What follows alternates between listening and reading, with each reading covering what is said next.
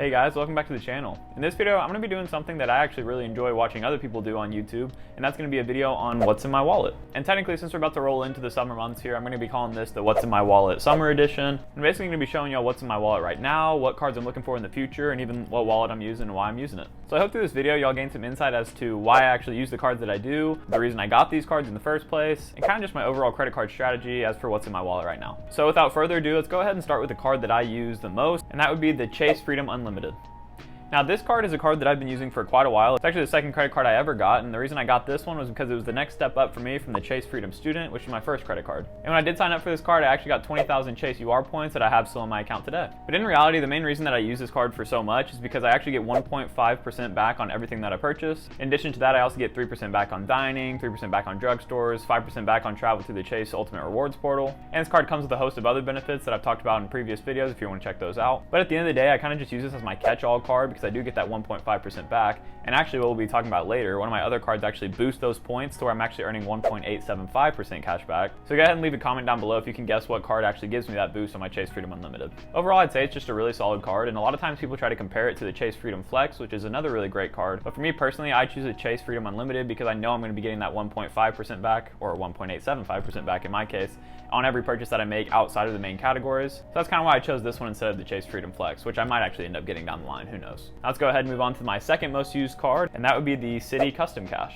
Now this card is another one that I actually just recently got, and I actually documented the full process on my channel if you want to check that out. And just like the Chase Freedom Unlimited, whenever I applied for this card, I got a welcome bonus of 20,000 thank you points with Citi, which I'll probably just end up using for cashback unless I get the Citi Premier at some point down the line, in which I could transfer those points out to travel partners, which would give me the highest point redemption possible. And the reason that I actually use the Citi Custom Cash in my daily spend is because the Citi Custom Cash gives you 5% back on your top spending category each month up to $500. So theoretically, this card fills in one of those gaps that my Chase cards won't actually get me. Not only will it fill that gap within my Chase cards, but it gives you 5% back, which is just a really good rewards rate in general. So how am I using the Citi Custom Cash right now? I'm using it for restaurants at the moment to get 5% back on all the restaurant spend that I do, because as I'll talk about next, my parents are helping support me through college with some of my higher expense categories, so restaurants is my main spend category for myself right now. So that was the second card that I use, and now the third card that I use, this one's not going to be controversial necessarily, but it is something that doesn't necessarily apply in every person's case, and that would actually be the Southwest Rapid Rewards Premier card. And now this card actually isn't personally mine. This is technically my stepdad's card or my parents' card, and luckily I've been blessed to have parents that really helped me out through college. They actually pay for my groceries and my gas as well, and I put all of that on this card.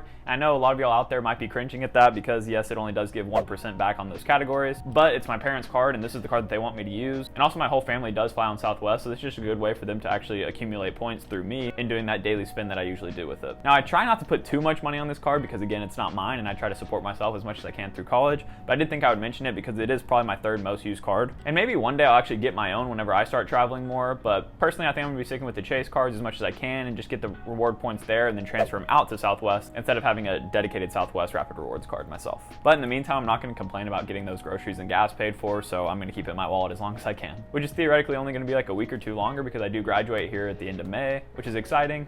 But at the same time, I'm going to be having to give up perks like that, which is kind of sad, but you know, got to grow up at some point, I guess. Okay, now let's go over to the back of my card case, and we're going to be going ahead and talking about the Chase Sapphire Preferred. Now, for those of y'all who commented down below thinking about the card that might give me that boost on my Chase Freedom Unlimited, this is the card that does it. The Chase Sapphire Preferred actually gets you 1.25 times back in rewards through the Chase Ultimate Rewards portal whenever you go to redeem. So theoretically, what I do is I take all of the points that I earned from my Chase Freedom Unlimited, as well as my Chase Sapphire Preferred, put them all onto my Chase Sapphire Preferred, and then I use those to book through travel through the Chase portal or transfer them out to Chase partners, which is even better. But the main reason that I actually did get this card is one, because it's metal, and I thought this was really cool whenever I was first starting out on my credit card journey.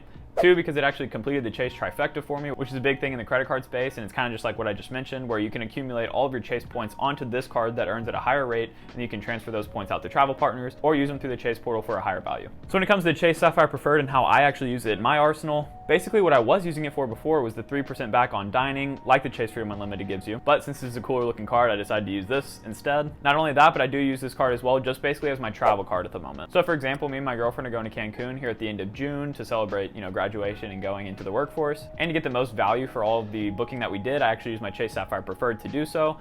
and it also has no foreign transaction fees, so whenever I travel abroad, this is the card that I'll likely be using in order to not spend any money that I don't have to on any fees. So that now wraps up all of the credit cards that I have in my wallet, but I do still have a few more cards for y'all to look at. And that includes 2 debit cards as well as just some other stuff I have in my wallet that I can show y'all for fun. So moving on to the first debit card, if y'all have been following my channel for a little bit here, you would know that I've been having quite the process with this debit card in particular, and that would actually be the Crypto.com Ruby Steel card. Now, to be honest, the main reason I got this card is one, because I wanted to invest in the CRO coin, and if you're not into crypto, I understand, but you can go ahead and watch those videos if you are. But secondly, I actually got this card because one, I thought it was really cool looking, and also it gives me Spotify reimbursement back. Every time I put my Spotify bill on this card, I get it basically paid back in full in CRO, which is really nice to have. And really the only reason I'm carrying this around right now is because it looks really cool and it's a metal red card that I think looks pretty sweet. So that's why I have it in my wallet. But the reward structure on this card actually did used to be pretty good. And actually if you spent on this debit card, you would get 2% back on all of your purchases, which is pretty sweet. And technically still beats out my Chase Freedom Unlimited. So I was planning on using this for everyday spend here and there, but at the same time, it doesn't report to any credit bureaus because it's a debit card. So at the same time, I kind of wanted to keep using my Chase Freedom Unlimited just to build my credit score up as well as accumulate a lot of points with Chase. But I did kind of want to flex this card every once in a while. And unfortunately, what ended up happening is they actually lowered the rates on this card. And I think this one's finally sitting at 1% right now. So it's really not going to be used at all for everyday purchases.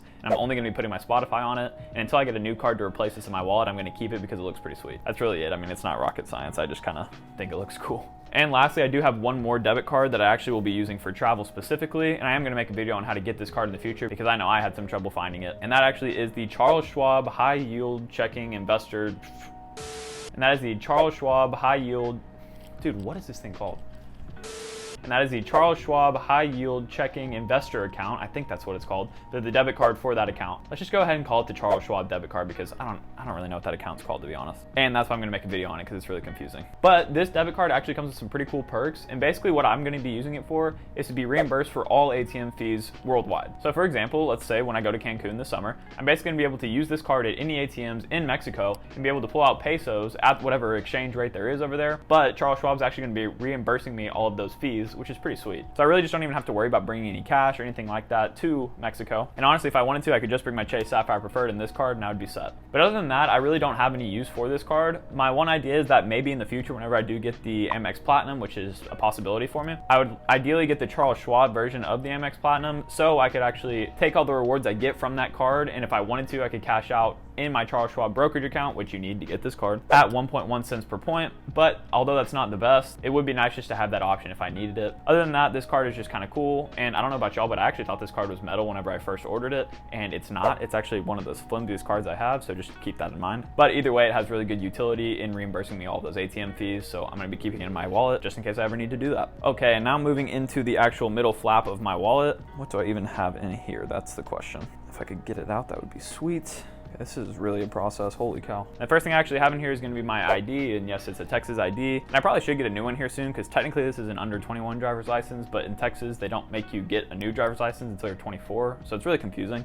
But this is my driver's license. Then next, what I have would be my actual student ID for the University of Texas, where I go to school, and I'm about to graduate, like I mentioned, in about a week and a half in civil engineering with a minor in business, so that's something for y'all to know. Next, I have my insurance card, which is not very interesting. It's with Cigna, if y'all were wondering. I don't even know, probably shouldn't even say that, but whatever. And then also, I got my Cabo Bob's Burritos gift cards, and if y'all aren't from Austin or haven't had Cabo Bob's, I would highly recommend it whenever you come. It's basically like Chipotle, but like better. So yeah, this is kind of a necessity to have in my wallet. And then lastly, I have a hunk of change right here, and this is a total of $7. So that's okay. We're gonna go ahead and move on. But there you have it. That's really everything I have in my wallet. But for those of y'all who are curious, this is the wallet that I actually do have, and it's a Tecovas card case or something like that. And my girlfriend actually just bought this for me for graduation, which I think it looks pretty cool. And I really enjoy like being able to see the cards on the outside, and it's really slim, fits in my pocket nicely, so I really enjoy it. Now I do have some more debit cards and stuff like that that I used to keep in my wallet that I could make a video on in the future, but they're not that interesting. They kind of just go with the checking accounts that I've opened in the past, or some that I use for like my emergency fund or whatnot these days. Now, as I promised, I'm gonna go ahead and talk about the cards that I actually want next. And right now I'm kind of in a limbo between what cards I do want to get, because for me, I am currently at 424 within the Chase 524 rule. And for those of y'all who don't know, basically you need to have 5 or less personal cards open in the last 24 months with Chase, so they'll automatically deny you for any cards. And since I'm at 424 right now, that means if I was to add one more personal card, then I would technically be at 524. So the next Chase card I applied to, I'd get denied until I fall back under that 524 limit. So the two things I'm kind of between right now is either trying to get a Chase business card, and if I was to get the business credit card, that actually wouldn't report to my personal credit account, so I would still be below the 524 limit and staying at 424, which would be the one main reason I would get a business card right now. Because theoretically in the future, I do want to actually make this YouTube channel into a business if I can. So obviously if you want to subscribe and like the video, go ahead and do that now. But in all seriousness, I do want to grow this channel and provide y'all content that y'all really enjoy. And if I wanted to get some new equipment, it'd be really nice to have a business card to be able to put that on. But at the same time, I will fall back under Chase 524 rule, even if I got another credit card in January of 2023. And if I'm only going to get one card between now and then, it doesn't necessarily matter if I got a personal card right now. So I'm thinking what I'm actually going to do is get the Amex Gold card, because one, that's like where I spend all my money is in those two categories that they get the highest rewards in. That'd be 4 times back at restaurants and 4 times back at grocery stores. Plus the $240 of Uber credits and Grubhub credits or whatever it is would be really nice to have. But the one downside would be that I would be at 524 if I did that. However, Amex does have some really high welcome offers right now, and I kind of want to take advantage of those while they're here, because again, we don't know how long they're going to be here. So I might as well take advantage of those if I can, and that's kind of my thought process right now, is that I'm leaning towards the Amex Gold card because that would really complete my setup for the moment. I feel like moving into the real world, it'd be really nice to get 4% back on my grocery spend as well as my restaurant spend, and I could actually use my Citi Custom Cash that I'm currently using for restaurants on something like gas, so I get 5% back on that as well. So really that card would kind of complete my setup for the moment, and then I feel like in January I could kind of focus on getting business credit cards if this YouTube channel does continue to grow, which I really hope it does. Now that is really it. I really hope you enjoyed my What's in My Wallet video, and I hope you gained some insight into some cards you might want to look into. And if you do, I do have links in my description, but no pressure to apply there if you don't want to. It just would support this channel. So if you're planning on getting these cards already, why not give them a click, you know? Now throughout this video, I did give you all a bunch of different videos y'all can go watch if you just click the I in the upper right hand corner. So if you'd like to learn more about these cards that I mentioned in this video, as well as learn how to apply for some of these cards, go ahead and click on one of those videos. And at the end of the day, I really hope you all enjoyed this video, and I'll catch you guys next time.